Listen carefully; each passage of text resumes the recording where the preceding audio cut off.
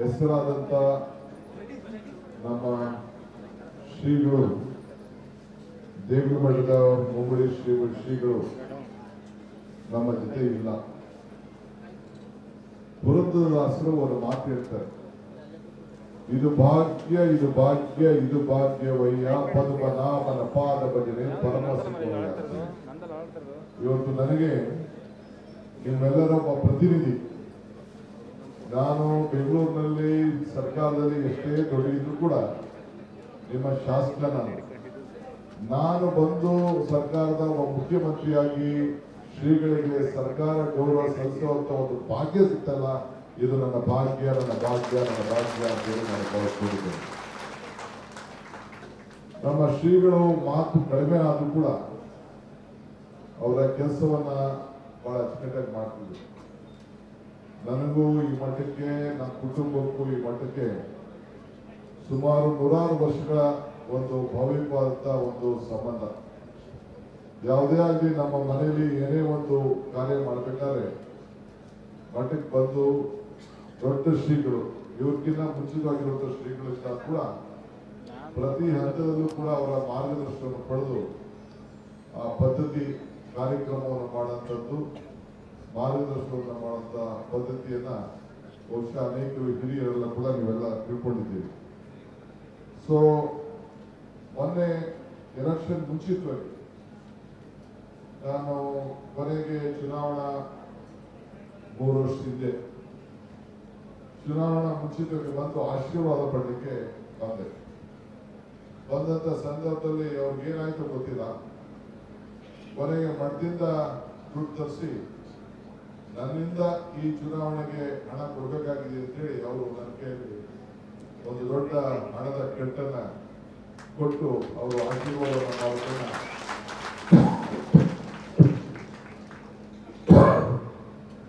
ನಾನು ಮರೀಲಿಕ್ಕೆ ಸಾಧ್ಯ ಇಲ್ಲ. ಅಂದ್ರೆ ಅವರಿಗೆ ಮುನ್ಸೂಚನೆಯಲ್ಲಿ ಏನಾಗ್ತದೆ, ನನಗೇನಾಗ್ತದೆ, ಅವ್ರಿಗೇನಾಗ್ತದೆ ಅಂತ ಹೇಳಿ ಒಂದು ವಿಚಾರ ಅವರ ಮನಸ್ಸಿಗೆ ಬಂದಿತ್ತು ಅಂತೇಳಿ ನಾನು ಭಾವಿಸಿಕೊಂಡಿದ್ದೇನೆ.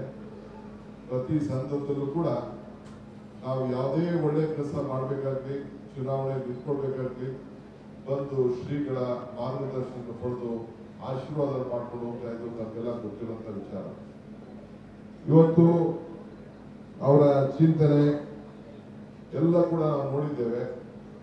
ಹಿಂದೆ ಈ ಮಠಕ್ಕೆ ಮೈಸೂರು ಮಹಾರಾಜರು ಕೂಡ ಬಂದು ಮಾರ್ಗದರ್ಶನವನ್ನು ಪಡ್ಕೊಂಡಿದ್ದು, ಸಿದ್ಧಗಂಗಾ ಶ್ರೀಗಳು, ಸುತ್ತೂರು ಶ್ರೀಗಳು ಯಾವಾಗಲೂ ಕೂಡ ಅವರು ಕೂಡ ಈ ಮಠಕ್ಕೆ ಎಲ್ಲ ಸಂದರ್ಭದಲ್ಲೂ ಕೂಡ ಒಂದು ಆಧಾರ ಸ್ತಂಭವಾಗಿ ನಿಂತ್ಕೊಂಡು ಮಾರ್ಗದರ್ಶನವನ್ನು ಕೊಡ್ತಾ ಇದ್ದು ತಾವೆಲ್ಲ ಗಮನಿಸಿದ್ದೀರಿ. ಇದು ನಮ್ಮ ಜಿಲ್ಲೆ, ನಮ್ಮ ಕನಕಪುರದ ಮಾತ್ರ ಸೊತ್ತಲ್ಲ, ಇಡೀ ನಮ್ಮ ದಕ್ಷಿಣ ಕರ್ನಾಟಕದ ಎಲ್ಲ ವರ್ಗದ ಮುಖಂಡರುಗಳು ಇಲ್ಲಿ ಜಾತಿ ಧರ್ಮ ಎಲ್ಲ ಬಿಟ್ಟು ಅವರಿಗೆ ನಮಗೆ ಮಾರ್ಗದರ್ಶನ ಮಾಡ್ತಾ ಇದ್ದನ್ನ ನಾವೆಲ್ಲ ನೋಡಿದ್ದೇವೆ. ಸೊ ಸಿದ್ಧಗಂಗಾ ಶ್ರೀಗಳ ಮಠ, ಸಿದ್ಧಗಂಗೆಯ ಮಠಕ್ಕೆ ಎಷ್ಟು ಹಿರಿತನ ಇದೆಯೋ, ಈ ನಮ್ಮ ಹಳೆ ಮೈಸೂರಿನಲ್ಲೂ ಈ ಮಠಕ್ಕೂ ಕೂಡ ಅಷ್ಟೇ ಇತಿಹಾಸವುಳ್ಳಂತ ಒಂದು ಮಠ ಅನ್ನೋದನ್ನ ನೀವೆಲ್ಲ ಕೂಡ ಅರ್ತಿದ್ದೀರಿ. ಸೊ ಮರಣ ದೇಹಕ್ಕೆ ಹೊರಟು ಜಂಗಮಕ್ಕಲ್ಲ.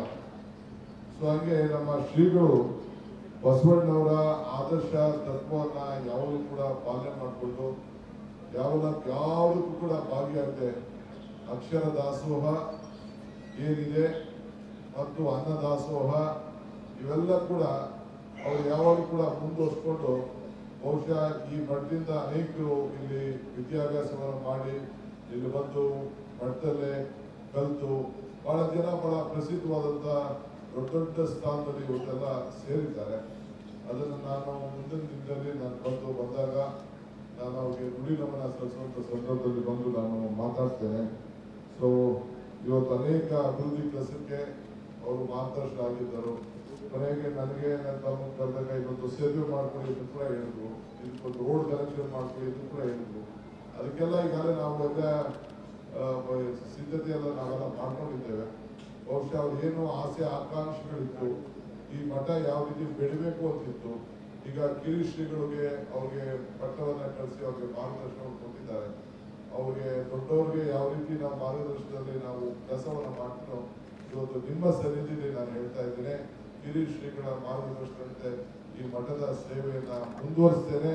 ಈ ತಾಲೂಕಿನ ಸೇವೆ ಜೊತೆಗೆ ಈ ಮಠ ನನ್ನ ಮಠ ಕನಕಪುರ ತಾಲೂಕಿನಲ್ಲಿ ಏನು ನಮ್ಮ 2 ಕಣ್ಗಳಿದೆ, ಆ ಕಣ್ಗಳು ನಮ್ಮ ದೇಗುಲ ಮಠ ಮತ್ತು ನಮ್ಮ ಮಳೆಕವಿ ಮಠ, ಇವೆರಡು ಕೂಡ ಯಾವಾಗಲೂ ಕೂಡ ನಮಗೆ ಮಾರ್ಗದರ್ಶನವನ್ನು ಮಾಡಿಕೊಂಡು ಆಶೀರ್ವಾದ ಮಾಡಿಕೊಂಡು ಬಂದು, ಅದಾದ್ಮೇಲೆ ನಮ್ಮ ಶಿವಗಿರಿ ಕ್ಷೇತ್ರದ ಮಠ ಕೂಡ ಎಲ್ಲ ಸಂದರ್ಭದಲ್ಲೂ ಕೂಡ ನನಗೆ ಅಲ್ಲಿ ನಮ್ಮ ತಾಯಿ ಜನ್ಮ ತೆಗೆದುಕೊಳ್ಬೇಕಾದ್ರೆ ಅಲ್ಲಿ ಆಯ್ಕೆ ಮಾಡ್ಕೊಂಡಿದ್ದಂತೆ ಶಿವಗಿರಿ ಕ್ಷೇತ್ರದಲ್ಲಿ. ಅದಕ್ಕೆ ನನ್ನ ಶಿವಕುಮಾರ್ ಅಂತ ಹೇಳಿ ಕೆಂಪೇಗೌಡ ಅಂತ ನಮ್ಮ ಮನೆಯಲ್ಲಿ ಹೆಸರಿಟ್ಟಿದ್ದು ಕೂಡ ಕೊನೆಗೆ ಅಲ್ಲಿ ಆ ಶಿವಗಿರಿ ಕ್ಷೇತ್ರದಲ್ಲಿ ಆ ಶಿವನ ಪಾದಕ್ಕೆ ಅರ್ಕೆ ಮಾಡಿಕೊಂಡು ಇವತ್ತು ನನಗೆ ಹೆಸರು ಕೊಟ್ಟು ಇವತ್ತು ನನಗೂ ಈ ಒಂದು ಧರ್ಮಕ್ಕೂ ಮಠಗಳಿಗೂ ಇರುವಂತಹ ಸಂಬಂಧ ತಾವೆಲ್ಲ ಗಮನಿಸಿದ್ದೀರಿ. ನನ್ನದೇ ಆದಂತ, ಯಾಕೆಂದ್ರೆ ಹಿರಿಯರು ಹೇಳಿದ್ದಾರೆ ಮನೆ ಹುಷಾರೋ ಮಠ ಹುಷಾರ ಅಂತ.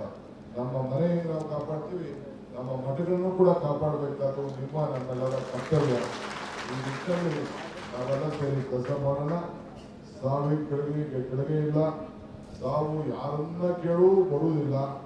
ಆದರೆ ಅತಿಥಿಗಳಾಗಿ ನಾಳೆ ಬನ್ನಿ ಎಂಬುದೇ ಹೊರತು ಇವತ್ತು ಸಾವಿಗೆ ನಾಳೆ ಬಾ ಎನ್ನಲು ಸಾಧ್ಯ ಇಲ್ಲ. ಹಂಗೆ ಇವತ್ತು ಶ್ರೀಗಳು ನಮ್ಮ ಜೊತೆಯಲ್ಲಿಲ್ಲ, ಆದರೆ ಅವರ ಆದರ್ಶ ಇದೆಯಲ್ಲ, ಆದರ್ಶ ಮಾರ್ಗದರ್ಶನ ಇವತ್ತು ಕೂಡ ಯಾವಾಗಲೂ ಕೂಡ ಇರ್ತದೆ. ಇವತ್ತು ತಮ್ಮನ್ನೆಲ್ಲ ಬಂದು ಇವತ್ತು ಅವ್ರಿಗೇನು ಸರ್ಕಾರದ ಏನು ಗೌರವ ಸಲ್ಲಿಸಬೇಕು, ಇವತ್ತು ಸರ್ಕಾರದ ಏನು ಎಲ್ಲ ಥರದ ಸೌಕರ್ಯವನ್ನು ಒದಗಿಸಿಕೊಳ್ಳುವಂಥ ಕೆಲಸ ಮುಂದಿನ ದಿನದಲ್ಲಿ ನಾನು ಶ್ರೀಗಳು ಇಬ್ಬರು ಸೇರಿ ಚಿಕ್ಕ ಶ್ರೀಗಳು ಎಲ್ಲ ಸೇರಿ ಅವೆಲ್ಲ ಒಗ್ಗಟ್ಟಿನಿಂದ ನಿಂತ್ಕೊಂಡು ಈ ಮಠನ ಅವರ ಆದರ್ಶಗಳನ್ನು ಉಳಿಸ್ಕೊಂಡು ಹೋಗುವಂಥ ಕೆಲಸವನ್ನು ಮಾಡೋಣ. ಇವತ್ತು ಬಂದು ಅವರ ಕೊನೆಯ ದಿನದಲ್ಲಿ ಇಂಥ ಒಂದು ಪವಿತ್ರವಾದಂಥ ಕಾರ್ಯಕ್ರಮದಲ್ಲಿ ನೀವೆಲ್ಲ ಸೇರಿ ಪಾಲ್ಗೊಂಡು ಶ್ರೀಗಳ ದರ್ಶನವನ್ನು ಪಡೆದು ಒಂದು ಭಾಗ್ಯವನ್ನು ಪಡೆಯುವಂಥ ಒಂದು ಅವಕಾಶ ಇವತ್ತಿದೆ. ಇನ್ನೇ ಏನಿದ್ರು ಕೂಡ ನಮ್ಮ ಸರ್ಕಾರದ ಎಲ್ಲ ಅಧಿಕಾರಿಗಳು ನಿಮ್ಮ ಜೊತೆಲಿದ್ದು ಬಹಳ ಶಿಸ್ತಿನಿಂದ ಈ ಅಂತಿಮ ನಮನವನ್ನ ಸಲ್ಲಿಸುವಂತ ಕೆಲಸವನ್ನ ನಾವು ಮಾಡೋಣ. ಮತ್ತೆ ನಿಮ್ಮೆಲ್ಲರ ಸನ್ನಿಧಿಯಲ್ಲಿ ಇರುವಂತ ಎಲ್ಲ ವಿವಿಧ ಮಠದ ಶ್ರೀಗಳು ಕೂಡ ಎಲ್ಲ ಬಂದಿದ್ದಾರೆ. ಅವರ ಸನ್ನಿಧಿ ಹೇಳ್ತಾ ಇದ್ದೀನಿ, ಈ ಮಠ ನಿಮ್ದಲ್ಲ, ಈ ಮಠ ನಮ್ಮ ಮಠ. ಅವೆಲ್ಲ ಸೇರಿ ಒಟ್ಟಿಗೆ ಅವರ ಮಾರ್ಗದರ್ಶನ ಕೆಲಸವನ್ನು ಮಾಡ್ಕೊಂಡು ಹೋಗೋಣ ಅನ್ನೋ ಮಾತನ್ನು ಹೇಳಿ ಕೊನೆಗೆ ನನ್ನ ಶ್ರೀಗಳಿಗೆ ನಮ್ಮ ಏನು ನಮ್ಮ ದೇಗುಲ ಮಠದ ನಿರ್ಮಾಣದ ಶ್ರೀಗಳಿಗೆ ನಿರ್ಮಾಣದ ಮತ್ತು ನಮ್ಮ ನಿರ್ವಾಣ ಮಹರ್ಷಿಗಳಿಗೆ ಮತ್ತೊಮ್ಮೆ ಅವರ ಪಾದಗಳಿಗೆ ನನ್ನ ಸಾಷ್ಟಾಂಗ ನಮಸ್ಕಾರವನ್ನು ಅರ್ಪಿಸಿ ನನ್ನ ಕೊನೆಯ 2 ಮಾತನ್ನು ಹೇಳಿಕೆ ನಾನು ಬಯಸ್ತೇನೆ. ಎಲ್ಲರಿಗೂ ನಮಸ್ಕಾರ.